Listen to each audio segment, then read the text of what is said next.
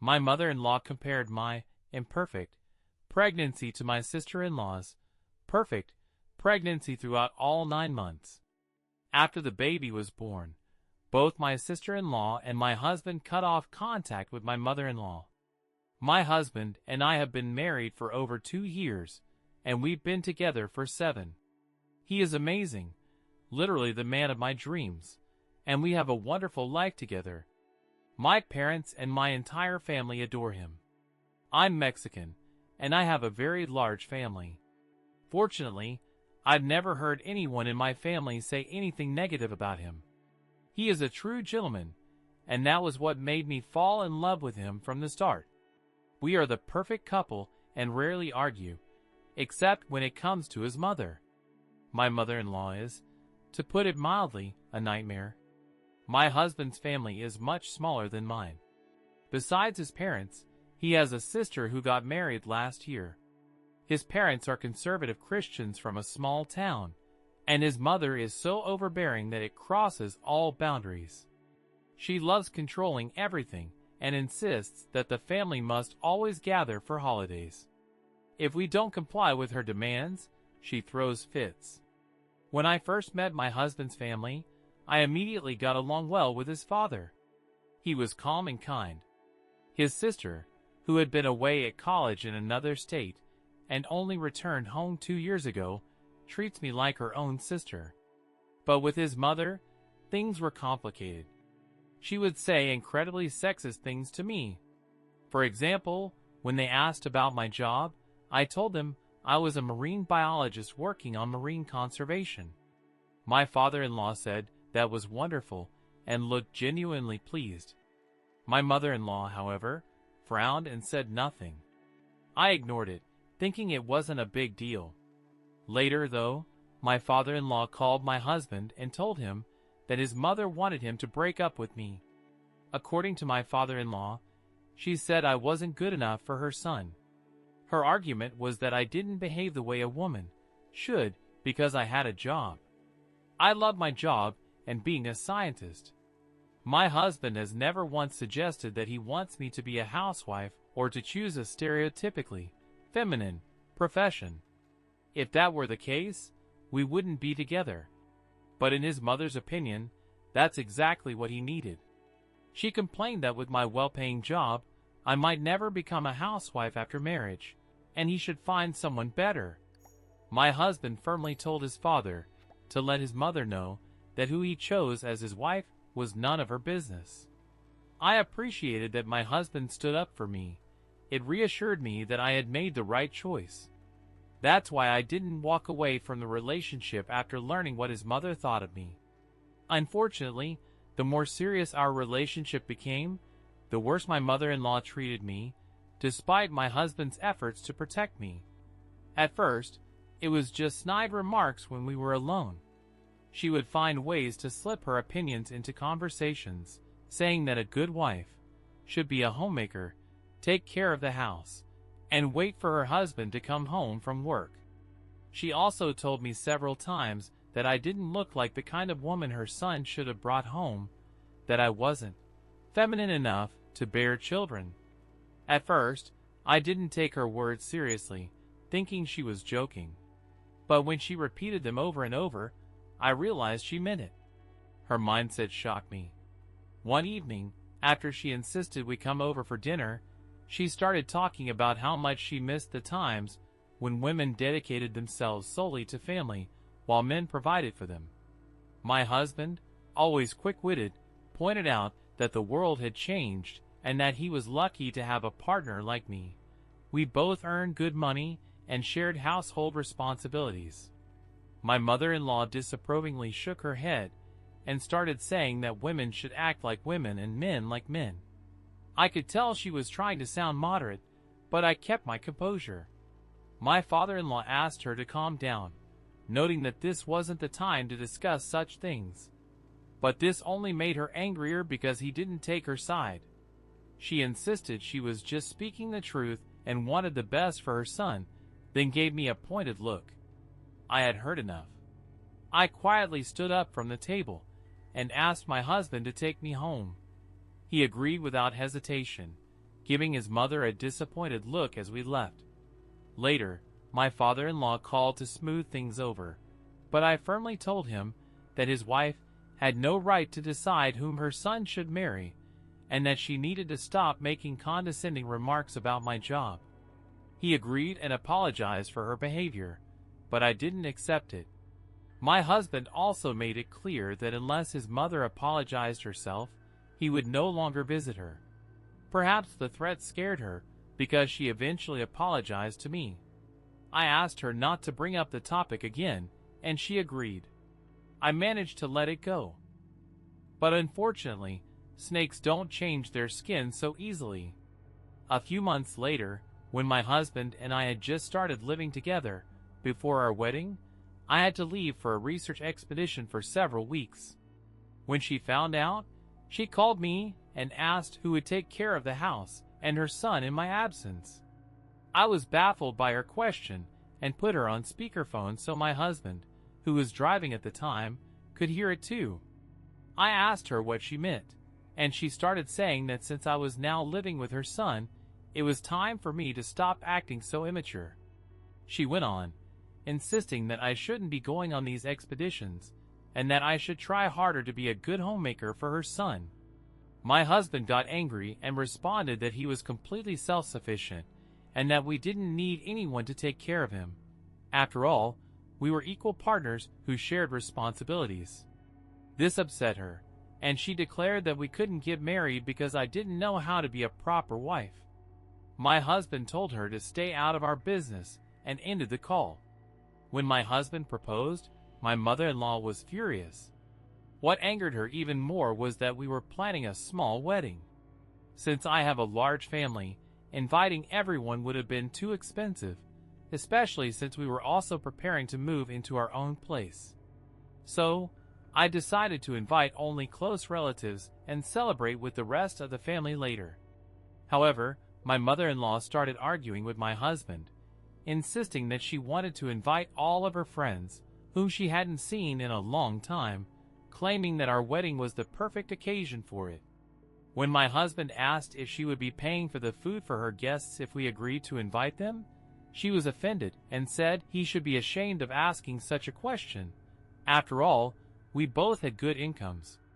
We just smirked, telling her that we had already decided on a small wedding, and that if she invited unplanned guests, she would have to pay for their meals herself. She didn't like this answer, but there was nothing she could do.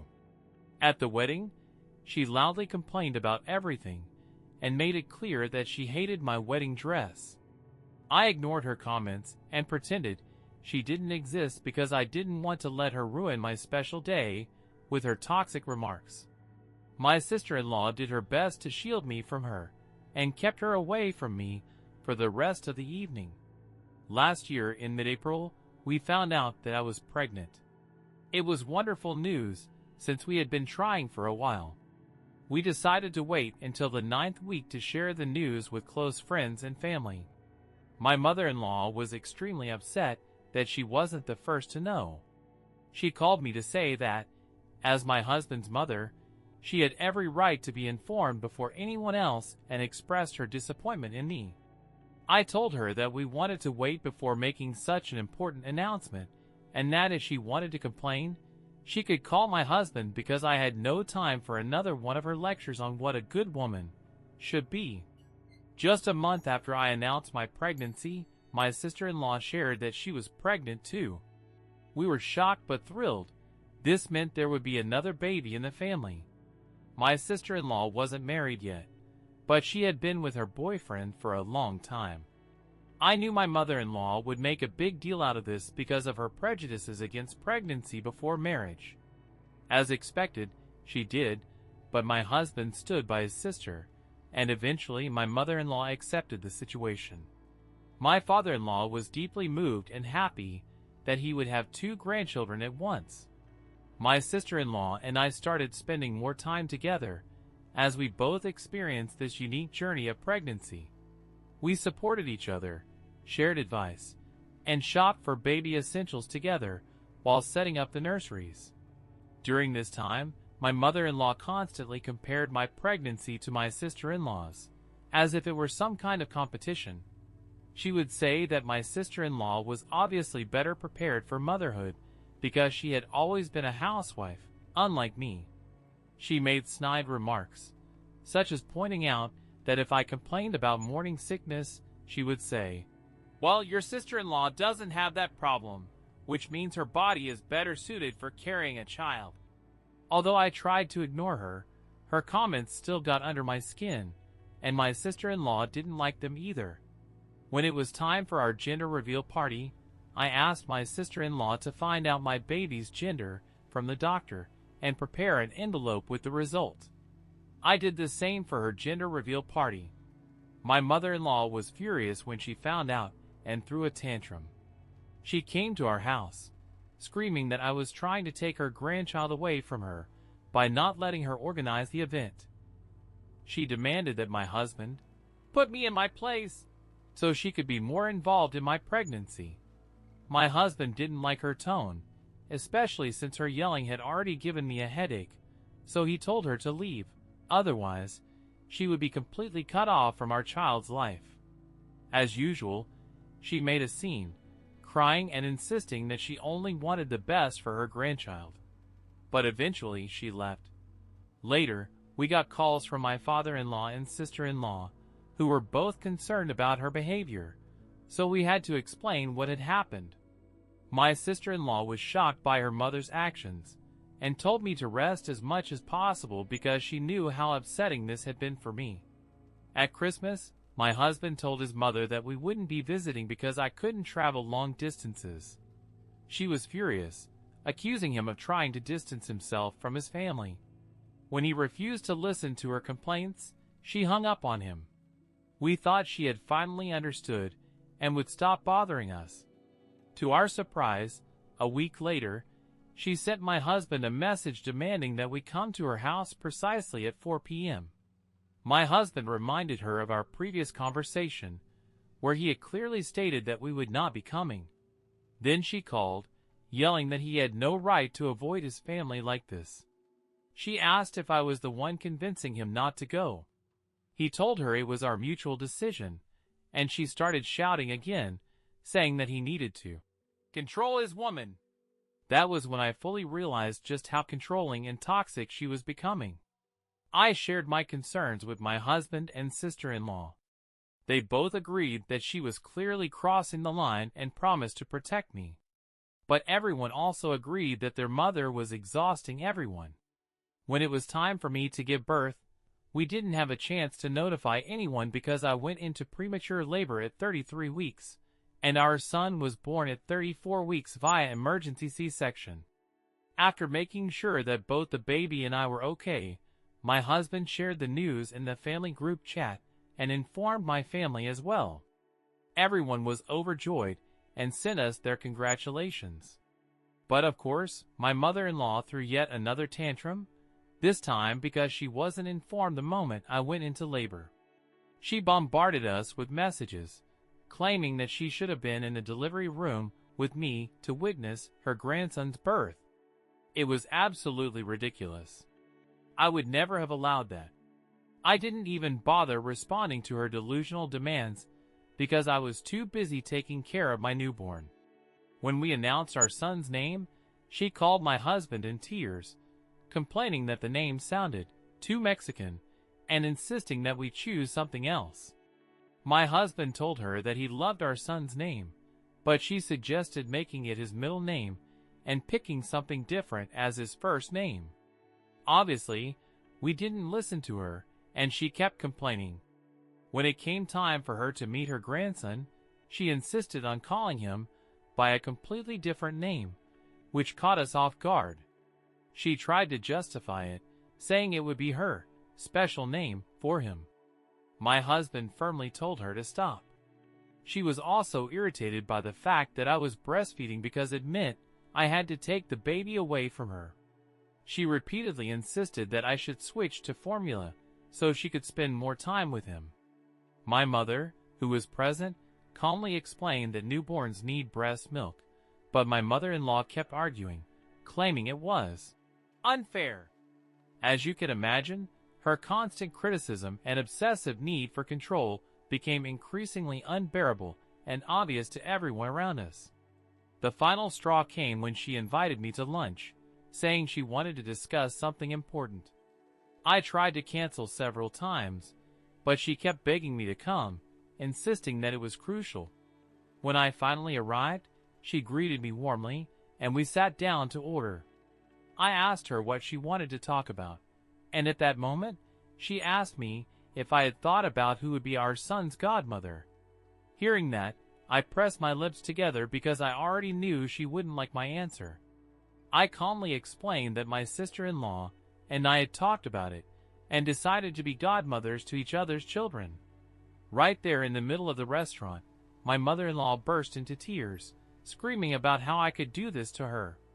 She argued that my sister-in-law had her own family and that I had to make her the godmother of our son because, as his grandmother, she had every right to care for him. I reminded her that she had always considered my sister-in-law the more suitable mother, so she should be pleased that our son would be under her guidance. But my mother-in-law insisted that she was the only one who could be trusted and demanded that she be the godmother. Her absurd demands started to get on my nerves, so I firmly told her that the discussion was over. If she had a problem with it, she could talk to my husband. Later, I told my sister-in-law about the conversation, and she was just as irritated. My husband also couldn't understand why his mother was behaving this way, and started ignoring her calls. Last week, my sister-in-law gave birth to a baby girl. She asked me to be in the delivery room with her since I had already been through it myself. I was more than happy to support her and stayed with her all night, while my husband and my mother took care of our son at home. The next morning, after my sister-in-law had given birth and I made sure her boyfriend was by her side, I went home to rest. Throughout the day, I received several calls from my mother-in-law, but I was too exhausted to talk to her and focused on spending time with my son. That evening, my husband returned home in high spirits after visiting his sister. At first, I thought he was simply happy about meeting his niece. But then, he told me he was even happier for another reason. That's when he revealed that my sister-in-law, fed up with their mother's toxic behavior, had finally put her foot down and completely cut her off from her daughter's life. He explained that when my mother-in-law unexpectedly showed up at the hospital, my sister-in-law asked the nurses not to let her in. The only person she allowed to see the baby was their father, because she didn't want her mother to judge her daughter. This was a complete shock and something I never thought my sister-in-law would have the strength to do, standing up to her mother so firmly. It also helped me understand why my mother-in-law had been calling me all day. She was probably either trying to blame me or hoping I could convince my sister-in-law to change her mind and let her see the baby. When I later spoke with my sister-in-law, she explained that her decision had been influenced by years of watching how her mother had treated me. Completely cutting off communication became a necessary boundary to protect my sister-in-law's daughter from my mother-in-law's toxic influence. This was the moment of reckoning for her, when the consequences of her actions finally caught up to her. And those consequences were severe. She was now entirely cut out of her daughter's life, and would miss all the important moments of her granddaughter's early years. Since then, I started wondering whether we should also completely sever ties with her. Would that be too harsh? Update 1. Hello everyone. First, I want to thank you all for your kind words and advice. It really means a lot to me. My husband and I haven't spoken to my mother-in-law since my sister-in-law gave birth. She continues to call us, but we ignore her attempts to reach out. I discussed my thoughts with my husband, and we both agreed that, for the sake of our peace of mind, it would be best to completely remove her from our lives. There's no guarantee that she wouldn't behave the same way toward our son in the future. For those wondering why we waited so long, here's the explanation. My husband is the eldest child in his family, and he grew up in that toxic environment. Because of this, he never fully realized how wrong it all was until his mother started treating me badly. He always supported and defended me, but his mother is a difficult case. So, we set up a video call with his sister and father to discuss our decision, and they fully supported us. Now, all that was left was to inform my mother-in-law. Update 2. Last night, my husband decided to call his mother to tell her about our decision. As soon as she picked up, she started yelling about how long he had ignored her, and how she demanded to see our son immediately. My husband stayed silent until she finished her outburst. Then, in a calm voice, he told her that she was right, he should have been more decisive. She immediately agreed, saying that's exactly what she had been trying to teach him. But then my husband cut her off, stating that as the head of our family, he had made the decision to completely exclude her from our lives to protect us from her toxic behavior and endless drama. My mother-in-law was stunned. She struggled to process what she had just heard. When she realized how serious we were, she started insisting that she would come to our house no matter what. Nothing would stop her from seeing her grandson. My husband warned her that we wouldn't let her in, and that if she tried to force her way in, we would call the police for trespassing. She then started screaming that this had to be my decision, and that I was destroying their family. My husband simply told her that she could believe whatever she wanted, but the decision had been made. She kept yelling, saying this was exactly why he should never have married a woman like me, and that she had always known I would bring problems. At that point, my husband lost his patience. He reminded her that we weren't the only ones who had cut ties with her. Her own daughter had done the same. He told her that the problem clearly wasn't us, but her, and that it was time for her to accept that. As expected, she started claiming that I had poisoned everyone's minds and successfully stolen her children from her. Tired of her nonsense, my husband told her that if she wanted to blame someone, she should blame herself for her bitterness. He added that she had exhausted everyone, and now she had to deal with the consequences of her actions. That finally shut her up. Then, my husband blocked her. After that, I did the same. I also warned my family about the situation, and asked them not to answer any of her calls. At this point, I just feel sorry for my husband and my sister-in-law.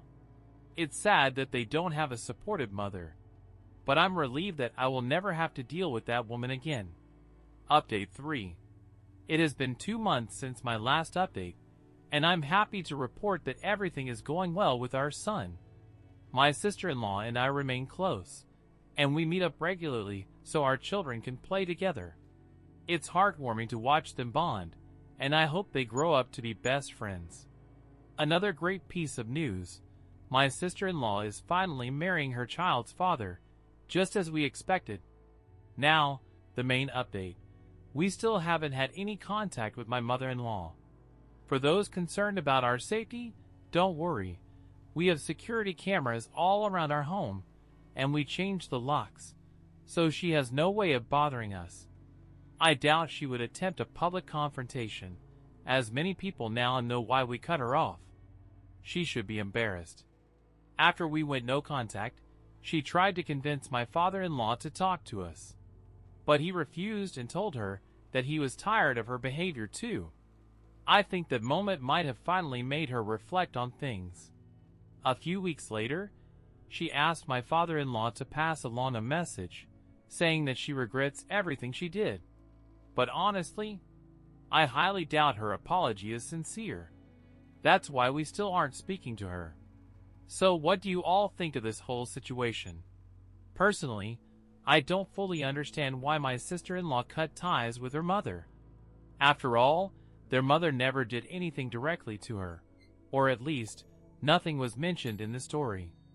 I mean, of course, I get that she might have looked at how their mother treated my husband and realized how completely unhinged she was. That alone could be enough reason to go no contact. But still, was that really the reason? Let me know your thoughts in the comments.